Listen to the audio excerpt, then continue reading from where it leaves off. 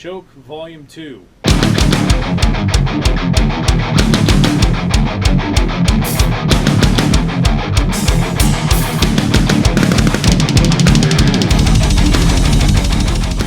for those of you that haven't seen Volume 1, you should go check it out on our YouTube page and you have a little bit better idea of what we're doing here.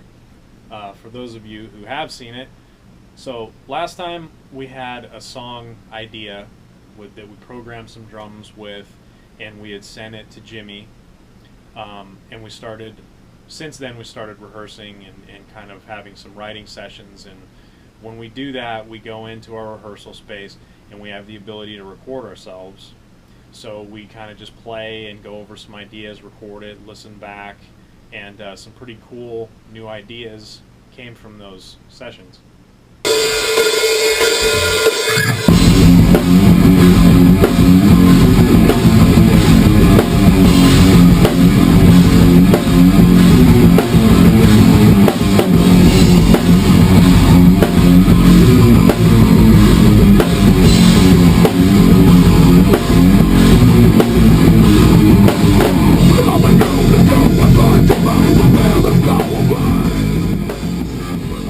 So one of the parts that we experimented with the most was the verse riff. That has a really simple riff to it, but there's a lot of room to mess around on the drums and get some different rhythmic ideas going, and Jimmy did that.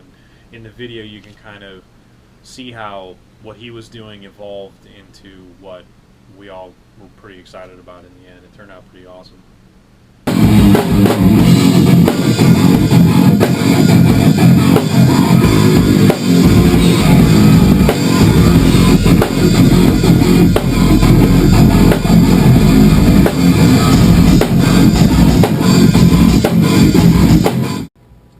That was sort of kind of like my idea of it, of seeing what it would sound like really open, where there was like a lot of, you know, during that part. Figure we can mess with both of them. First, I was just telling them, you know, I want to hear it sound like, because on the recording it's kind of over the verses, it's sort of something like that's going over the verses. Right. And I just wanted to see what it sounded like with a lot of space, where it was just like. And then during the second verse, I was thinking of doing two, like how I did it, and then you know how the way you're kind of singing, is what he's doing.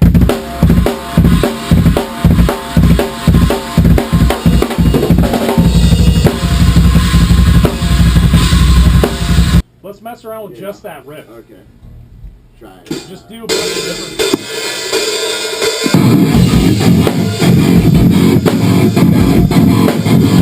Almost like yeah.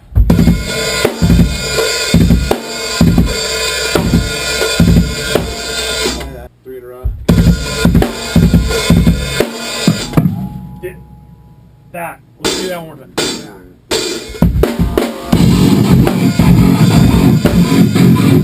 Oh, that's great. Yeah. Do it. That is bad, dude. Well, how do you want it to?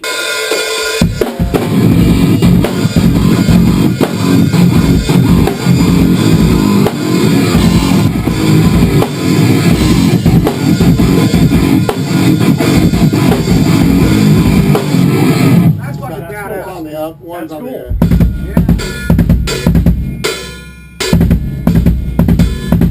That's the good. other one was.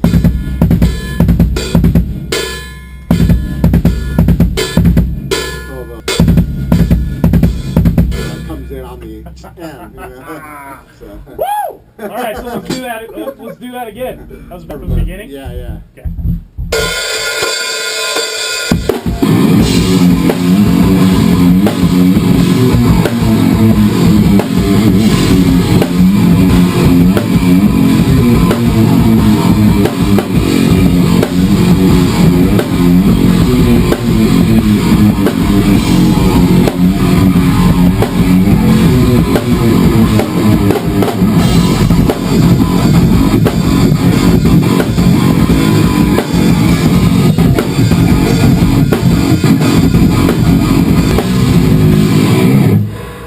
fucking bad though, dude. Fuck yeah! Fuck yeah! What was that? That was the thing I was gonna.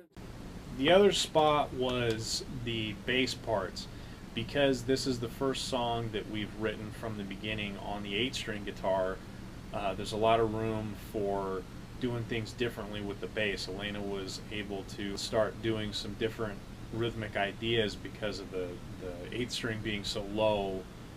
It kind of opened some things up for the bass.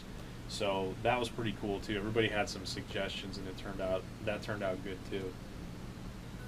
No, I kind of had an idea. I don't know if it would work a lot, but I wonder if you could do the, you know, when it kicks in with that melodic part, and I'm doing the did. I wonder if, like, if she was doing that on her bass, but like following my double with my do do do do do,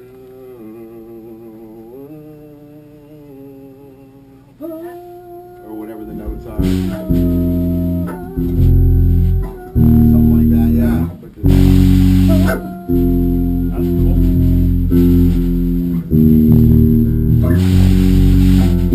Yeah, That's cool. Over here.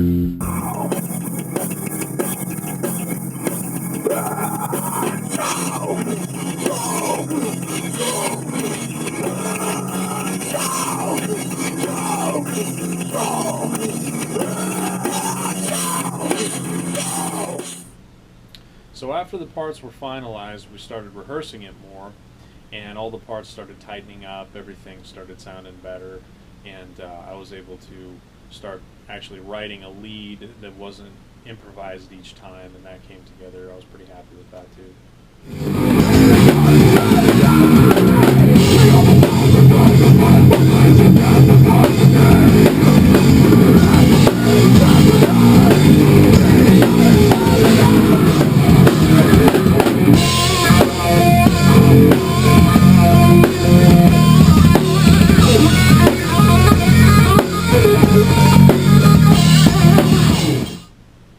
So after we did Volume 1, we got to play an awesome show with Fear Factory at the Whiskey, and we were really excited to play this song at that show, and we did. And we decided to do some things with some GoPro cameras that will play a big part in the very last volume in this series about this song. So definitely stay tuned for that. And what was kind of cool, what was kind of interesting about that was, between all these things that we had recorded of doing the pre-production of the song with writing it and all that sort of thing and rehearsing it for that show, and then also the video that we captured at the show, I was able to use this little tap tempo app on my phone to figure out what tempo, well, we kind of knew, but just to kind of figure out exactly what tempo we had been playing it at. And I used that to create a scratch track for recording Jimmy's drums. For those of you who don't know what a scratch track is, basically it's just me playing along to the metronome or click track, which sounds like this, just to keep in time, just a beat. And that's what Jimmy has for reference for him to start recording his drums. So what I do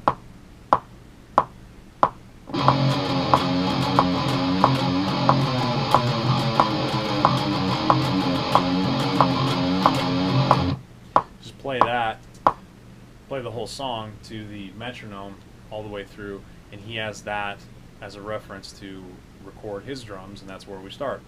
And then later on, that guitar track that I just did, that'll be deleted, and I'll re-record better sounding guitars, bass, vocals, and that's where we go from there. That's what's going to happen in Volume 3, is we're going to start recording Jimmy's drums, because we're ready to do that now. Thanks for watching. Like, share, subscribe, and stay tuned for Volume 3.